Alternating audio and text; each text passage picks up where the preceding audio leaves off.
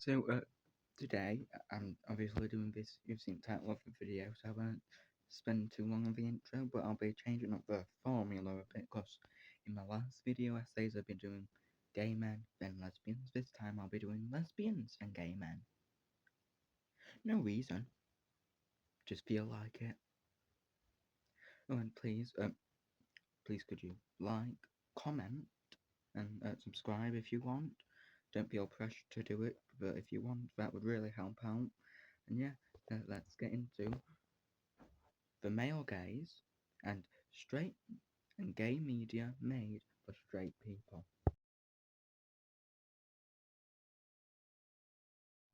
So, first, we have to obviously, before we can talk about how lesbians are treated in not just horror but films in general, we have to talk about the Hays Code, which was a self-imposed rules by, like Hollywood, they self-imposed rules upon themselves, and this lasted from 1934 to 1968. Now, it banned drug use, so Pulp Fiction wouldn't have been made back then, but the main thing, the key thing that's important to like this essay is that it banned explicit sexuality. So you couldn't have people, you couldn't be gay. And another thing you couldn't have is if you a character, two men or two women were homoerotic with each other or sapphic with each other, they would have to be they would have to be punished for it. Like, same if you commit a crime in a Hays Code film, you'd have to be punished for it. And it ended really because of the release of Night of the Living Dead and Psycho. Films like that kind of, banished the Hays Code, and they still suffered because of the Hays Code. Like Psycho, like the the sequels, like it got Psycho got away with a lot more, but like Psycho nearly wasn't, put in cinemas because there might have been a nipple, and no nipples in the movies back then. You couldn't have a nipple, a female nipple though, because misogyny. Which yes, I'm gonna get to misogyny now. So uh, now we need to talk about the idea of the male gaze, which the male gaze is basically the straight male POV essentially. So like most fat boys, essentially that kind of POV, disgusting kinda, which it is, and we'll get more into that. The male gaze when we talk about gays, both lesbians and me, gays like me. We'll talk about the male gaze more then, but just a quick one. Laura Mulvey, I think is her name. She was a film theorist, and she coined the idea of the male gaze in her 1970 essay Visual Pleasure and Narrative Cinema, and like basically three important things. Male gaze, it endorses misogyny, which is true because, as we all know, we're in like a patriarchy, sadly, and anything that the male gaze, anything that isn't in a woman, anything that isn't feminine is shunned down. So like the idea of a butch lesbian, like that's why it's been so frowned upon. Because of the male gaze, and like straight men don't find masculine women attractive. That's all to do with the male gaze, and it's misogynistic to think women have to be feminine when really any gender can be masculine and feminine. It's like misogyny is rooted in homophobia, it's rooted in misogyny, which I will get to more later on.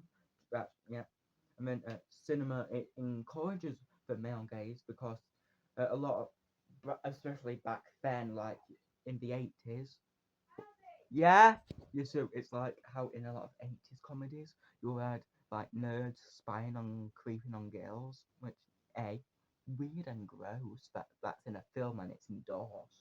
But it is again, it's because back then in the 80s you still had the, yes, women were getting more power due to feminism, which I'm a feminist, I support feminism, but the thing is, back in 80s, women weren't taken seriously, and they most of the time they were still the housewives, which sucks because like, so my point is, back then in 80s, women didn't have jobs really as much.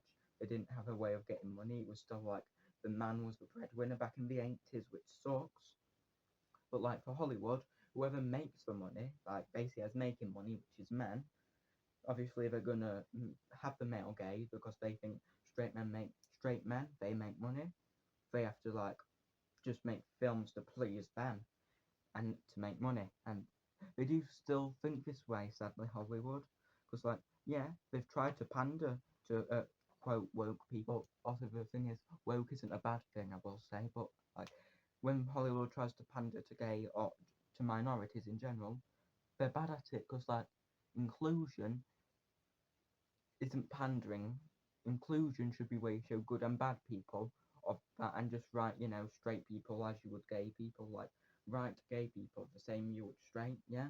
Anyway, side tangent. Now the last bit I want to talk about, we got relating to the Hays Code and the male gaze for now, in this section at least, is the TikTok thing. Man, would you rather be stuck in the forest with a man or a bear? Personally, I choose the bear. But of men, because of misogyny, when a woman chose a bear, they didn't handle that well.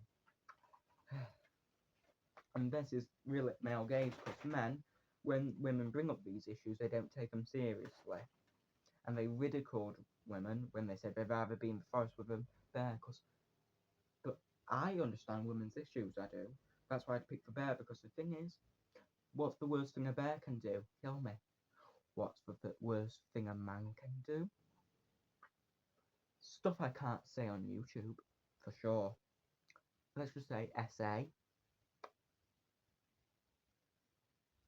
A certain... Okay. I think I can say it on YouTube like once, just not many times. Rape. Like, men can do that. Bears aren't capable of thinking, whereas men are. And again, it all roots back to the male gaze, and that, well, I'm not saying it's totally Hollywood's fault, because, like, these men should be able to learn past their idiocracies and, like, their narrow-minded prejudices. But, like, it's still Hollywood's fault that they're pushing the narrative of men and the male gaze. And that's what causes arguments like man versus bear to be so like men will not accept anything else. Like some men won't accept anything else because of stuff like what Hollywood is pushing out. And still, Hollywood still does. Like Hollywood is still pushing out the male gaze. They're just a little more subtle nowadays. It's not like how in the James Bond book that you have Bond assaulting a lesbian and turning her straight, which again I will get to in the lesbian section. They don't have that nowadays, but like it's still there. It's just more subtle. But again, with the uptake in people saying, "Oh, sex bad," and like there's still a lot of like where the male gaze is at the top, then it's female gaze, then it's the gay gaze at the bottom. And yeah, it sucks because, well, I don't think we'll ever get the male gaze out unless Hollywood steps up. And now to the next section.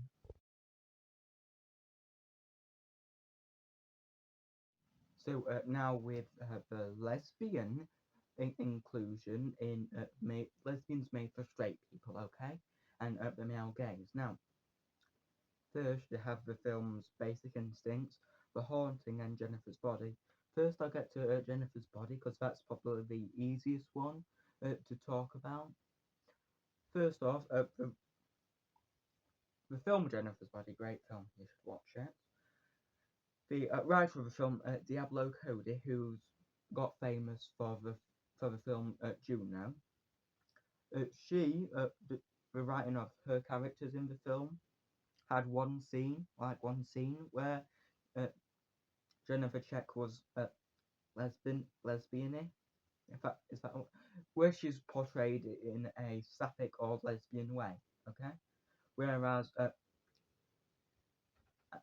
besides that, she's a cool character, so she gets a pass as well. Like she's a good lesbian character, okay? But the problem comes with the fetishization of lesbians and bisexuals, because obviously at the time, 2009, Megan Fox She got famous for the Transformers films, which infamously sexualized her. Which, again, it's very icky. She's great in those films, but I hate that they sexualize her in those and the TMNT films, because, like, she shouldn't be sexualized that much unless she wants to be, which that's fine if she wants to be. But the fact that those film series, Michael Bay, so I'm presuming it was him because he's known to be a creep. Like, apparently he made Megan Fox wash his car and fired her when she was mad at him because he was being a creep. So yeah, not a very nice person. Anyway, the sexualizing of her in the Transformers films and then led to something, because with the advertisation, like the adverts all around Jennifer's body, guess what happened? The sexualization of Jennifer, check, or Megan Fox, like they sexualized her and built up like, oh, the thing straight men love, lesbians. Yeah, which that's weird as well, because like, why do straight men like the idea of turning a lesbian straight? That's not how it works, and that is just, it's icky. And we will turn back to the idea of a gay person turning straight when we talk about the gays. We will. But right now, with the lesbians, yeah, straight men have the weird idea that you can turn a lesbian straight, and when it comes to bisexuals, straight men get the idea that that's, for some reason, straight men are turned on by that, and like they find it erotic. Ew. And so that's gross. Not to, I am gonna yuck someone's yum. No, I don't get it. Like, eh, that is just gross, in my opinion. And again, it sexualizes women, not just straight women, but lesbians and bisexuals. It sexualizes them and treats them as objects, that's the main thing the male gaze does. The male gaze treats femininity as stupid if a man does it. It treats masculinity as bad if a woman does it, and it only treats feminine women as objects. That's what the male gaze does, and it's awful. But Jennifer's Body is still one of my favourite films. It is just, it's the advertising that mucked this up. But with the next two films, you can't blame the advertising on the only reason they're on this video, sadly. Next, we get into probably the second harmless bit, which is Theo in The Haunting, played by Catherine Zeta-Jones, who I love her as an actress. Like, her in Chicago, she's brilliant. She's probably one of the best parts of that film. Side tangent over. Uh, she she's an attractive woman to straight men. I'm not attracted to her mainly because she's not a man. But like if we're being like objectively, she's an attractive woman. And for some reason, in the 90s especially, men found bisexual women attractive. Again, gross. And in The Haunting, that's all you know about her, really, that she's a bisexual and she can't sleep. Like, that's all you find out about her character. You don't, find out much about her besides bisexual, because it's in every scene. Which, I'm not objecting to someone being a bisexual in a movie, because, like, bi kings, bi queens, I see you. But, like, the thing is, every scene, like, no.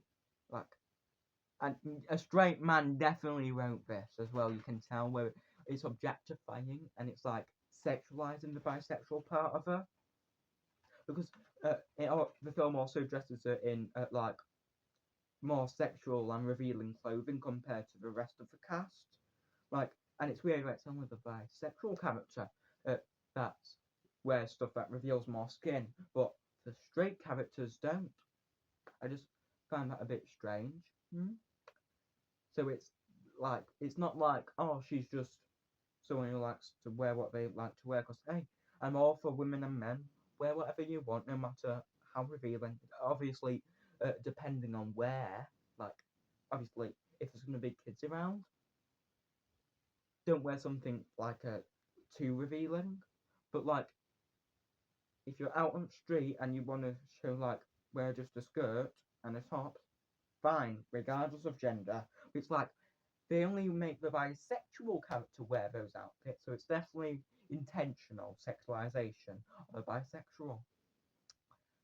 But again, Catherine Zeta-Jones, she's a fun actress. She makes the character fun, but the writing, that film's just bad on its own. But like having a bisexual person is even worse.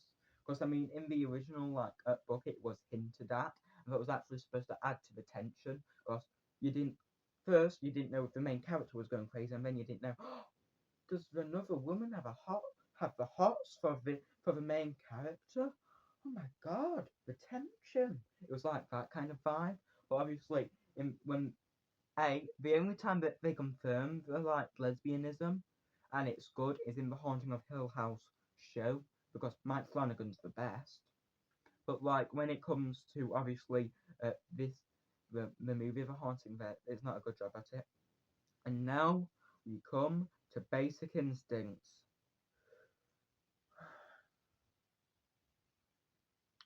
This falls under evil lesbian trope. Like it's the kind of lesbian who uses bisexuality and like the fact her attractiveness towards other women to her advantage, which again women doing that I have no problem, like in movies women using their sexualness to get what they want, kind of like that's why I like some of the villains in Hellraiser because that's the whole point. But the thing is, her only the most sexualized stuff they do with her is when she's a lesbian, and they do sexualize her a lot, and it's just why does she have to be in like? I'm all for making lesbian bad people, but in the 90s, I'd say making lesbians a bad person is a bad thing because like people were still opening up to lesbians and thinking they might be a good thing, but like it was still hate crime. I mean, there still is now, but like a lot more hate towards lesbians back then.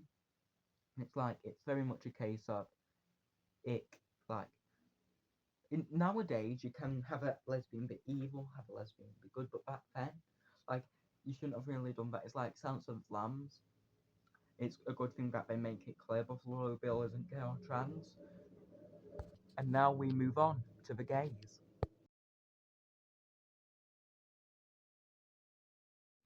So when it comes to like the male gays with gay people, how it works is basically the idea of anything being feminine being bad and like feminine dumb, which is a lot with misogyny and the male gaze. It heavily is like linked to misogyny. Basically, the idea that something a woman does is stupid. That's why a lot of homophobia exists, because if a man does something feminine, that's ridiculed and seen as stupid because society says men aren't supposed to do that. And this is heavily seen in Brokeback Mountain, not just with the story, but with like how people reacted to it at the time, making fun of it. Which, yeah, it sucks that people made fun of it because it's one of the best movies ever made. Heath Ledger deserved an Oscar for it. I know we got an Oscar for Dark Knight, but like again, it's a shame he died before he got that Oscar, and he should have got an Oscar for this. And it's really sad. And again, misogyny is homophobic, and vice versa.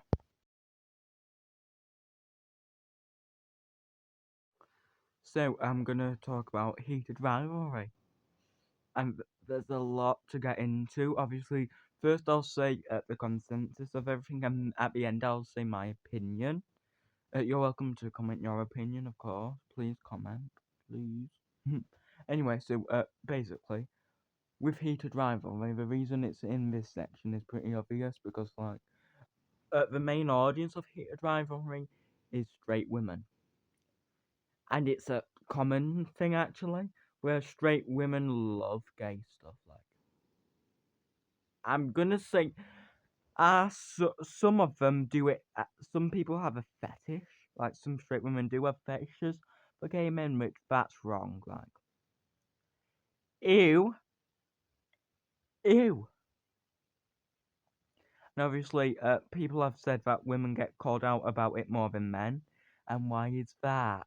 Misogyny, patriarchy, because like as a society, we are like societally, and the patriarchy says women shouldn't have sexual desires. whereas men should. It's like that's the whole reason women get called out more than men.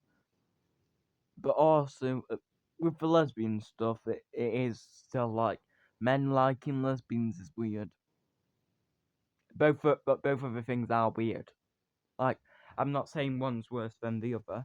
Obviously, I'm more impacted by straight women fetishizing gay men because, like, I'm a gay man myself and I'm part of that community, and it feels more uncomfortable.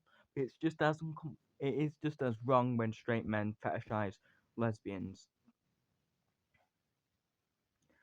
But the thing is, there is one thing about this, and again, patriarchy or that, straight women who fetishize gay men, the men they fetishize are still in realms of masculinity, whereas, you know, whereas, whereas when straight men fetishize lesbians, they have to be feminine, like, because straight women who fetishize gay men, sometimes the men are feminine, they're more emotional, which is a good thing. Whereas when straight men fetishize lesbians, you'll rarely see a butch lesbian now, will ya? No. The only time you see fetishization of straight men, I mean not of straight men, of lesbians, where it is a masculine, it isn't fetishization, it's demonization. Whereas with men, like straight women liking gay men, again, weird, like, ew, it's icky, first of all. But also, like, usually it is more emotional femininity in gay men that they fetishize rather than macho masculine stuff. And again, I do think it does the fetishization of gay men by straight women can also be seen as homophobic because it tends to be less masculine men that are fetishized. For instance, Red, White, and Royal Blue. That was fetishized by straight women, and in that movie and the book, the men in that aren't as masculine as typical men. It's the same for Heated Rivalry. Yes, they're hockey players, but hockey has always been seen is more like like, so say there's like a line here of like masculine sports and then feminine sports. So, like for instance, figure skating is seen as a feminine sport, so it would be at the end here. Whereas, I don't know, football, rugby would be over here. So at rivalry and hockey, it's like not dead on feminine sports, but it's like close, if that makes sense. And yet, the other really gross thing I have to mention this is a gay man was kicked out of a watch party for Heated Rivalry. Guess who kicked him out? Straight women. They said, "This isn't your place. This isn't for you." And they said they feel uncomfortable with a gay man, watching something about gay people. Imagine if, say, I don't know, some a group of gay people were watching Rocky Horror, or I don't know, Brokeback Mountain, and straight women said that. Yeah, it's bad because, yes, I'm not saying straight women can't enjoy stuff made for gay people because, again, media is should be made for anyone to enjoy. But saying a gay film or show isn't for a gay person, kind of insane. Like, gay stuff is made for gay people because we rarely get representation and can rarely enjoy it. And straight women kicking out gay men from enjoying gay shows, that is excluding us. And it's awful. And what's another fetishization of gay men? It's to a lesser extreme, but it still does exist, and that is the manga, or manga, like the BL manga, webtoon thing, boyfriends. Now, everyone was making fun of it when it came out just because it's a bit cringe, I'm gonna go on a tangent, so if you want to skip a few minutes, that's okay, but I'll be talking I'll be going on tangent for a few seconds because why is it that, people complain, oh, it's too cringy when it is literally it straight people can be cringy all the time. Like, yeah, people make fun of Twilight, but that's because it's for women. Like, a patriarchy is gonna make fun of things that are, for women. But last time I checked, Transformers, the Michael Bay movies, Halloween 2009, the horniest Friday film. Last time I checked, those had cringe, those were cheesy, and yet a lot of the Friday the 13th films are cheesy and cringy, Yet last time I checked, those weren't being made fun of as much as Boyfriends. Weird, isn't it? Now, tell me, what's the difference between Friday the 13th, any of like the sexual stuff in that between teenage lovers, and Boyfriends? Could it be gay? Is it gay? Yes, it is. And that's why it got made fun of, because it was gay and cringy. But people don't make fun of other stuff that is straight and cringy just as much. It's normally when something's gay and cringy, people think they have a free pass to make fun of it. Which sucks. It fucking sucks. Okay, tangent over with that was less fetishized, but like still, it was weird how people reacted to it. And with the fetishization of gay men, why do women do this?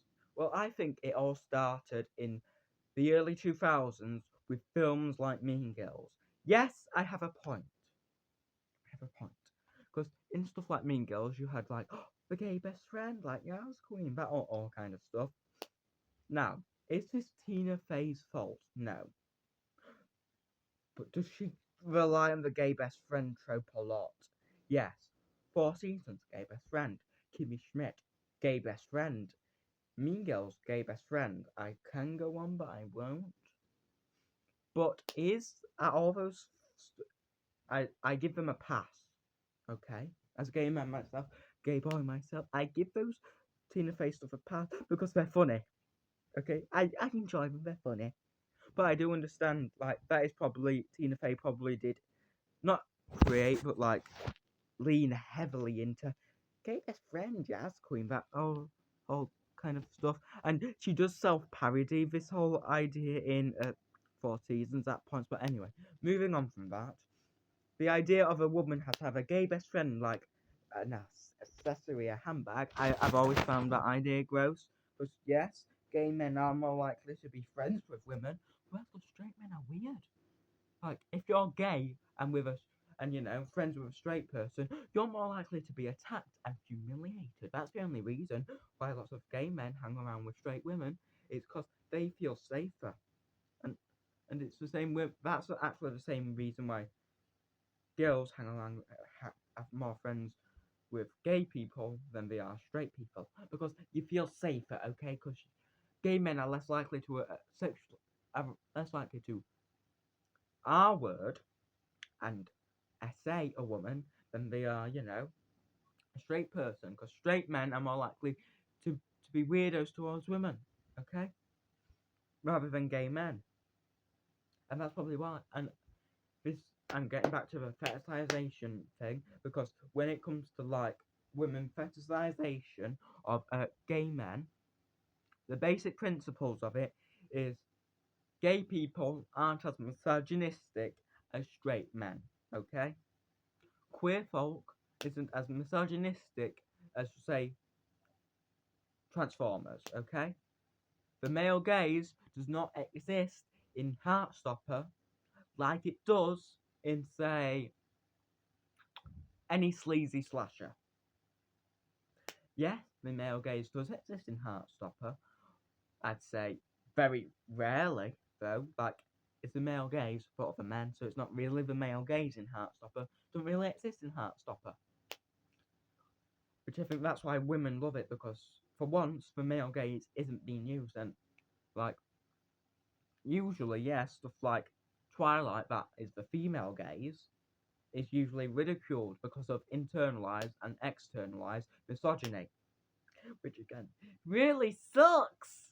It really does. So I understand why women go to places like gay stuff, like Heartstopper. That's not really made fun of. Neither is Brokeback Mountain. But the thing is, if you fetishize this content and say gay people can't have it, that makes it a lot worse. It really does. And like, it just disturbs me that women fetishize this content. It disturbs me that straight men fetishize lesbian content just as much. But it disturbs me that if women are gonna go to like a safe place for them to, where the focus is romantic fiction where men have a love interest, because yeah, gay stuff is a safer place to have like male love interest depictions of romance where the man is the love interest. It is safer, like, to be more open and enjoy that content rather than it is with Twilight, which was made fun for years. Now, is Twilight a badly written? Yes, but it's fun. Like, it's camp, it's fun. But people made fun of it because of misogyny. Like, yeah. Whereas, as for something like Heartstopper, that's made fun of just by right wing people, and it's not like Twilight where everyone made fun of it, no matter who they were. Whereas Heartstopper isn't really made fun of as much, unless you're on the alt-right pipeline. But these women, I'm guessing, aren't. But it's still, again, insane that they told a gay person, this isn't for you, I'm sorry, it isn't. Because, like, I'm sorry, but gay stuff is made for gay people. Yes, women are a big portion of people who enjoy that, but still, gay stuff is for gay men. Like, stuff about gay people is for gay people. I'm sorry, but it is, and you shouldn't like say, "Oh, you're gay. Oh, you're gay. You can't enjoy this stuff about gay people." Yeah, you're gay, so you can't enjoy gay stuff. Like that is ridiculous to me. Cause like, what are gay people supposed to enjoy? The thousands of straight male gays content that women are also running away from. I'm just gonna say, share the space correctly. Don't fetishize gay people, for one. That's the most important thing. Don't fetishize them, and also be willing to share the space. Like, content is made for multiple people, and Heated Rivalry, Heartstopper, Red, White, and Royal Blue, or the like BL romance novels, it's for gay people. Like, I do agree, share the space. Like, women can enjoy it because fiction's for everyone, but first and foremost, it's for gay people. I'm sorry, but that's who it's for young gay people who are trying to navigate a world they don't understand and a world that shuns them for who they are. That's what it's for. Gay stuff exists so young gay people like me, like myself, and other teenagers who are also gay. That's what it's for. It's for gay people. Heartstopper Heated Rival is to help gay people figure out their place in the world and figure out their sexuality, because in a straight world they might not be able to, and also they might not be able to do it at school because especially in America, you've got Donald Trump banning Heartstopper and stuff, any books that relate to gender identity, sexuality, or race. All those books being banned, so it's only movies and shows really where they can enjoy this stuff. And it sucks that when this content is fetishized, I equally understand and I do agree that it's disgusting that straight men sexualize stuff like Jennifer's body. Yep, that's disgusting. That people fetishize the fact that Jennifer Check is bisexual. Don't fetishize that. Don't fetishize lesbians. But equally, I think, here's my opinion. Like I've already said most of my opinion, but my other opinion is neither no straight person should sexualize any LGBTQ plus person. Okay, don't sexualize anyone from the community. Okay, just enjoy a show without sexualizing it. Okay, like Disney. people enjoy that and don't sexualize it. They don't sexualize gay stuff just because it might have a sex scene or two in it. Because, like, and I will say this, sex scenes in gay stuff is more tender and sweet than most straight stuff. It's like more, yet gay sex scenes still get controversial, are still controversial and banned. Whereas for a straight film to be banned because of sex, there has to be stuff like necrophilia in it, but for a gay film to be banned, it just needs to have a gay one nice, calm gay sex scene to be banned, and it's upsetting. But yeah, don't fetishize it. That's all I think should be asked. Don't fetishize it, no matter what your gender is. Don't fetishize gay people or anyone really. Just don't fetishize them, okay?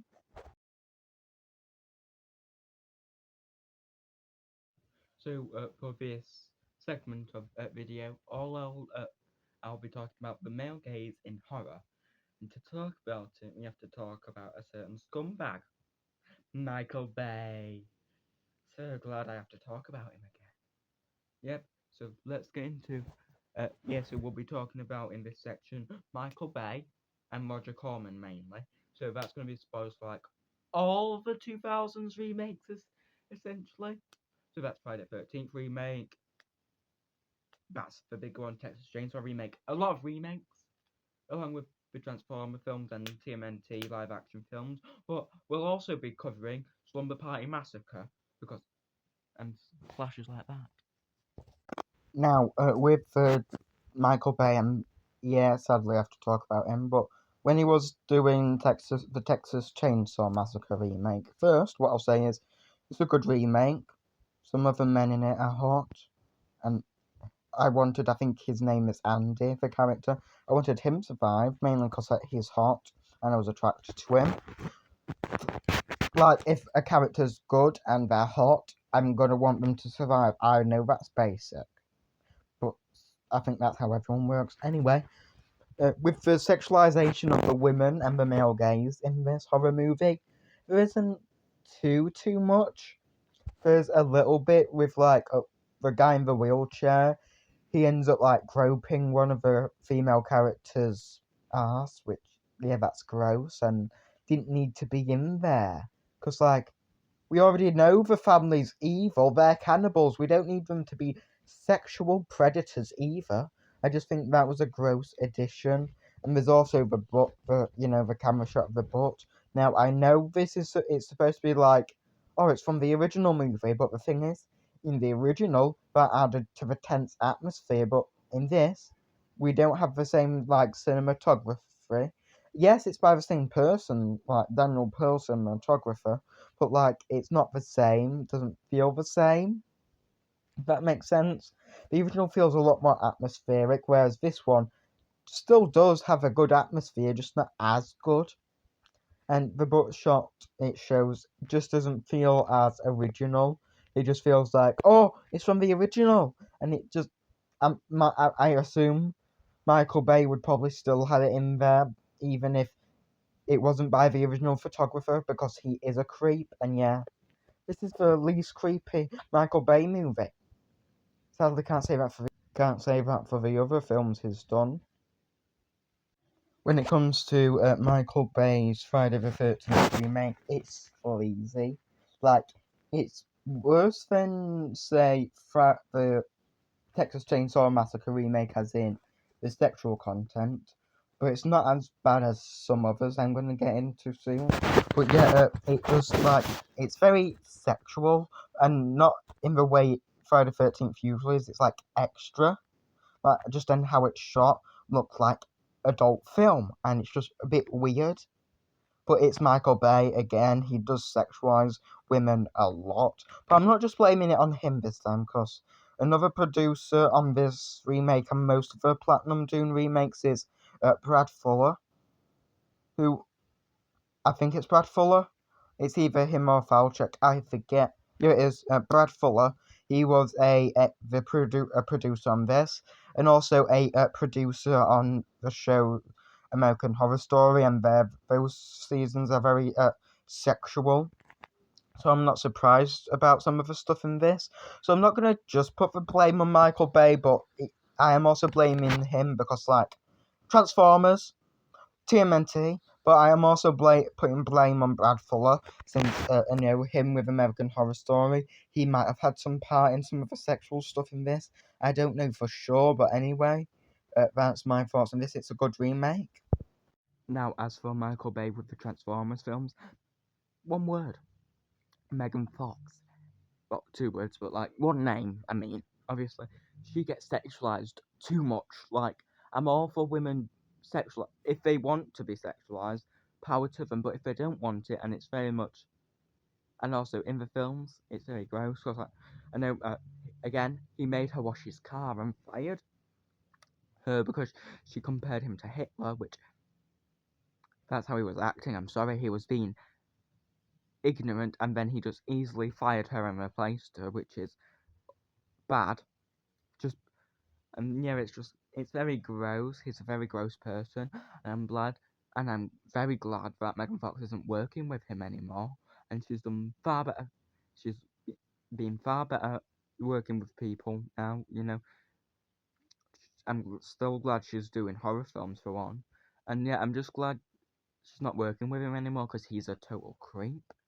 And I'm not saying he's as bad as the Weinsteins, because, well, we don't have as many allegations about Michael Bay, but I'm just saying it wouldn't surprise me if he was a total creep, you know? It wouldn't surprise me, and yeah, that's all I have to say, really. And also in the Transformers films, yeah, it's bad. It's not as bad as in the live-action TMNT, but it's still gross and creepy.